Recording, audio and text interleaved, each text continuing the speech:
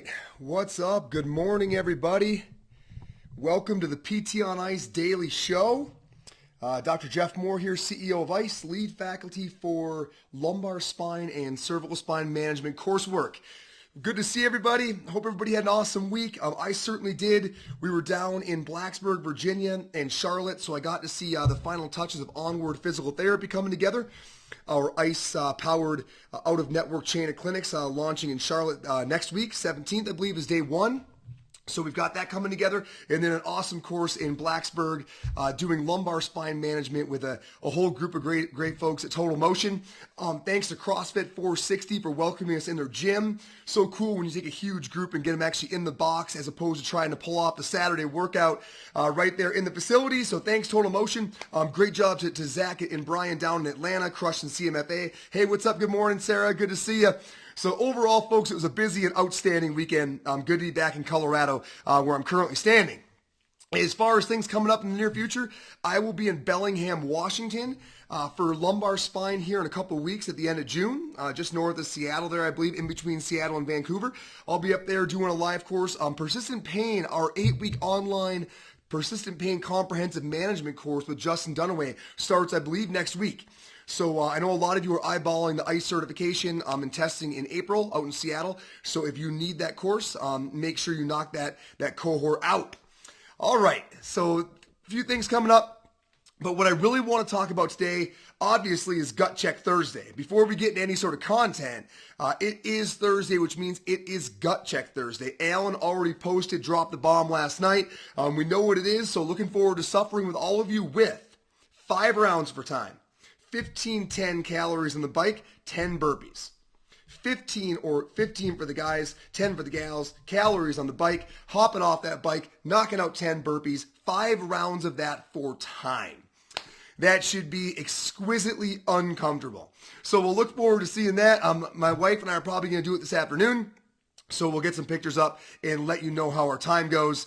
Been getting some good solid workouts on Thursday, so looking forward to that.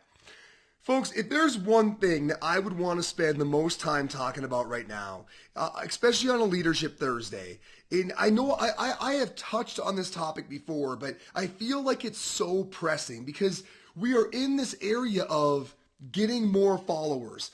Nick, I have not done it yet, man, but I will post a picture as soon as I do knock out Gut Check Thursday.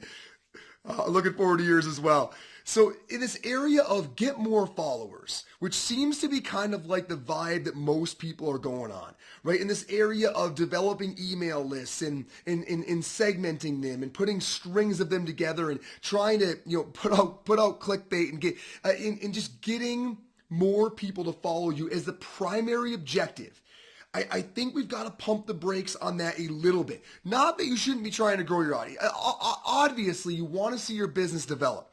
But I do think there are some concerns that come with rapid growth. And I think that sometimes the necessary or mandatory level to achieve of growth is probably not as high from an overall number standpoint as people think it is, right? So many of you, I hope, are familiar with Kevin Kelly's very famous essay or blog or what have you called 1,000 True Fans, right? So he's the Wired guy. It came out, years and years ago now, but it is a very well-known piece or work that states that you only really need about 1,000 true fans, right? So he's talking about artists or performers or what have you. What does it take to make a living? And the reality is, it just takes a reasonable sized group of people who really love what you do, right? And he gives you a lot of number examples in there, but if you think about it, if you have 1,000 true fans, right, who buy $500 of your product every season, right, you've got a gross income of $500,000. If you have reasonable expenses and you aren't supporting a huge admin staff and you're running fairly lean, hey, what's up, Will? Good morning. That is I think for most people, that is a very reasonable and solid living. Right? And so it just illustrates that point that if you make a couple $100 off each person, you don't need a massive amount of people to have a very reasonable income that can make for I would hope, very comfortable lifestyle. And I think that what that presents is this reality that there are 2 options, right? You can either have a small group of absolutely rabid fans or customers who love and buy everything you do, or you can have a really big group, right? Hundreds of thousands of followers who buy a very small amount of percentage-wise of things that you put out, and those might wind up at the same financial endpoint. So the point I want to illustrate then is why I really prefer the former. And while I think it's of course just my opinion, I want to give some talking points or thoughts that might challenge an existing belief that others may have. So reasons why I prefer that former small group of rabid fans versus the large group of more, let's say, half-hearted followers. The first one is noise. So having a really large following creates a lot of noise, right? A lot of random questions, especially because the trust really can't be developed in a group that size. And so there's going to be a lot of random questions because the people don't really know if they want to buy your stuff. So they're going to have those little follow-up small questions about, well, is it really going to work for this? Or, what about this? And I would really equate that is the small talk of business growth. And I don't know a lot of folks who love small talk, and that's exactly what that is. It's kind of the same, series of surface level questions that you're getting in large amounts. So now you're trying to develop emails, right, that are templates so you can just, reply and send without typing it again. You just start to question about whether your time is really going somewhere that has deep purpose.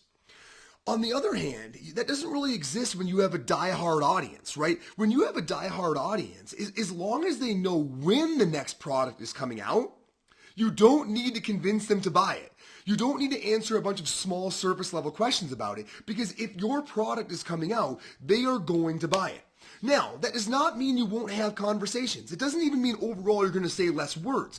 But what you're going to talk about is very different.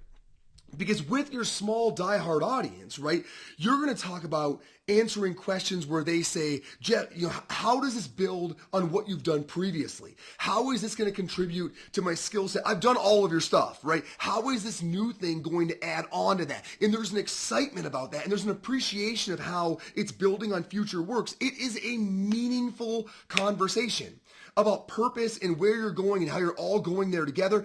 It's still a conversation. But the depth and the authenticity and the purpose of it are so much more profound when you're talking to your small diehard audience versus when you're talking to a million people who barely know you and barely understand what your product stands for, why it exists, and what the purpose of the entire operation is. So I think the kind of noise that comes out of a large following versus the kind of noise and conversation that comes out of a small diehard following are very different in quality and meaning. And I think over time that really begins to matter. Purpose. Okay, so the next one I think is purpose. Rabid fans, people who believe 100% fully in everything that you're developing or creating, when they do get your new product, when they do learn your new philosophy, when they do take that into their sphere, right, they are going to use it to its fullest extent. Thus, you get to see the fullest expression of what you are, of what you're doing, of what you're making, of what you're building, of what you're teaching. You get to see the fullest expression of it because the person who's utilizing it is using it to the fullest expression. Well, that gives back to you in a very deep way because that's the whole point, right? Is to put out things that matter, but they only matter when they are used to their fullest capability. Half-hearted followers don't do this. They might read and buy what you sell, but they're not going to use it to their fullest extent. They're not bought into that level. And I think this contributes to burnout because you don't see your product or your philosophy or your knowledge or what have you. You don't see it being turned and utilized in a way that really creates a significant difference in society, in that person's life, in the person's life they're serving. You don't get to see it do its thing. Because the person who bought it from you doesn't have the kind of investment to allow that. So I really think that as you see your product going on and just fizzling, or even if you made a ton of money doing it, if you don't get to see it do what it was meant to do when you were sitting there, right, thinking deeply about what you wanted to create, if you don't get to see it come to fruition in that way, I think that really contributes to burnout. So I think from a purpose perspective, it really matters who buys your stuff. Because the way that they use it either results in burning you out or results in you watching them maybe do even more than you ever thought could have been done with it, right? Like, I love things like, even think about our friend Meg with Clock Yourself app. She's got to be having a blast right now watching people use that in 8 million creative ways she probably never even thought about. And I think about something like that, and I'm really proud of them, proud of her, and proud of everybody using it, because that's the kind of thing that keeps the momentum wheel turning. Right? So think about how people use your stuff and how the folks who buy it use it and how that might contribute to your long-term investment in the amount of meaning that you have and purpose that you have in why you're doing what you're doing. Selling. Okay, so the next point. With large dilute audiences, with massive amounts of surface level followers, you have to get them excited every time you have a next product. You have to generate excitement. You've got to create a buzz. With rabid fans, there simply has to be a next product. They are already excited for whatever it is, right? So you don't have to waste all of that energy getting your following excited, which means you can put all of that energy into making the next product exceptional, which is what allows your rabid fans to be excited every time one of those comes out. So when you have the kind of following that is eating up everything you're doing, that is using all of your stuff to the fullest expression, when you announce a new product, you really don't have to explain to them why it's going to be worth buying. They already know that everything they bought from you has been worth it 3 times over. All you have to do is get it to market, which means all of that energy can go to making exceptional stuff, which creates a positive feedback loop, which makes them only feel that way more next time. So the fact that you can actually create higher quality stuff that is more meaningful to you and your followers, because you don't need to spend that time, money, and energy getting them fired up about what it's going to be and why they need to buy it, that creates an overall higher quality organization. And again, more of your time is spent doing things that are rooted in your purpose. More of your time is spent doing things that you can look back on and believe that those hours were deeply meaningful to contributing to the change you want to see in society. Like that, it just continues to feed a deeper level of stuff. And that is what allows people to keep going. That is what ultimately fights burnout. And all of these different things are showing that the symmetry probably leans towards a small diehard audience. The last one, because I won't do this all morning. This is one topic I could legitimately do this all morning. But the last one that we'll do today is effort to appeal. So if you need a huge audience, it means you need to appeal to a very broad amount of people, right? Now, it also means you can't step on too many toes, because you need the majority of people to like you and to want to buy your stuff, right? Because there's a likability factor there, which is another way of saying you sort of have to please everybody. Because you have a massive amount of folks who are buying a small amount from you, and you need that to summate, you sort of need to please everybody. With a niche audience of diehard rabid fans or followers, it's almost the opposite. Because the more unique you are, the more authentic, the more almost quirky you are, the more you that you are, the more your diehard fans are going to love it. And because you don't need a million of them, you can really just be your true self, create that authentic connection, because it's actually going to deepen your relationship with your true fans or followers. Yes, it absolutely is not going to appeal with people who don't agree with your philosophy. That's the whole point, right? And by doubling down on that, right, you don't have to worry about it, because your deepest, truest fans are going to support you sufficiently, so you don't need to worry about rounding your edges to please a massive amount of people. You can just double down and say, hey, with our crew, right, with the folks who are believing what we're believing, right, with our ride or die followers, they want more of you, not less of you. They want you to double down on the things that you truly believe in. They want your product to resemble and contribute to that unique niche. They don't want it to be a use-all thing. They want it to be a you thing. And the ability to do that only comes when you have a small group who deeply believe in what you believe, eating up everything that you're doing. And that way you can say, look, I'm not going to try to appeal to everybody, right? This is what I believe. There's enough of us that believe that we can make a go at it. We are going to double down in this space so that we can do something truly unique, novel, and meaningful that shifts the way the game is moving forward. You don't have to have mass appeal. Niche appeal is authentic. Mass appeal is strategic and created. So having that small group of followers allows you to double down on niche appeal, which allows you to be more of you, which allows you to be more authentic, which gives you more purpose and meaning in your life. And these things are really, really important. So I think whether you're looking at the amount of noise that's being created and the quality of that noise, whether it's the purpose. Think about Yvon Chouinard. Like, if you ever read Let My People Go Surfing, if you haven't read it, go read it. But if you have, you hear about that story with purpose where he was selling things out of his car, right, out in California, and climbers were using it. And he was watching these climbers, these rock star climbers, go out and use his equipment and beat it up and bring them back outstanding feedback. Because when people use your product to its fullest expression, they can bring you back outstanding feedback. If people don't use your product to the fullest expression, they can't bring back outstanding feedback because they haven't really done what it's supposed to do. So when you think about purpose, I always think about Yvon Chouinard out there crafting these materials, giving them to people who love doing what he loves to do and that he really wants to make that sport better of climbing and getting that outstanding feedback. Think about how much that improved the product. Think about how he felt watching those people out there using his equipment, doing what he deeply in his soul loves to do.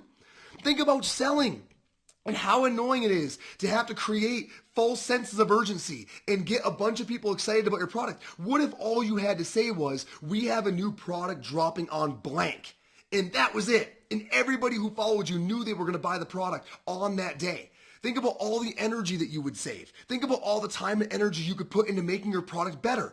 Think about how hard it is to appeal to everybody, right? How impossible at the end of the day it is to compromise yourself and your values and your language and your philosophy enough that you're not stepping on toes. And instead, think about doubling down on the people who love what you have to say. The people who say, no, stay with that because that's different and that makes it unique. And I believe that through uniqueness, we can create something different. And by different, I mean better.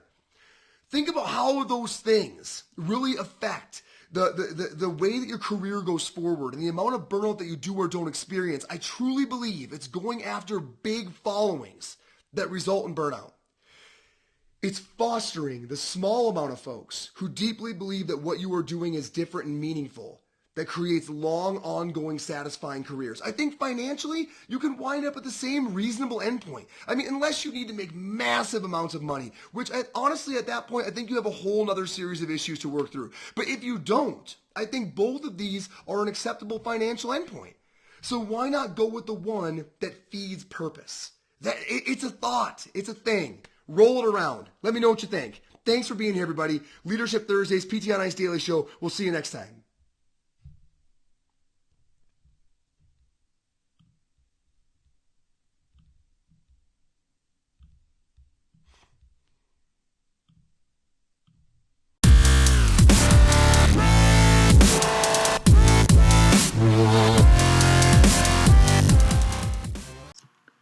Hey, thanks for tuning in to the PT on Ice Daily Show. If you enjoyed this content, head on over to iTunes and leave us a review. And be sure to check us out on Facebook and Instagram at the Institute of Clinical Excellence. If you're interested in getting plugged into more ICE content on a weekly basis while earning CEUs from home, check out our virtual ICE online mentorship program at ptonice.com. While you're there, sign up for our Hump Day Hustling newsletter for a free email every Wednesday morning with our top 5 research articles and social media posts that we think are worth reading. Head over to ptonice.com and scroll to the bottom of the page to sign up.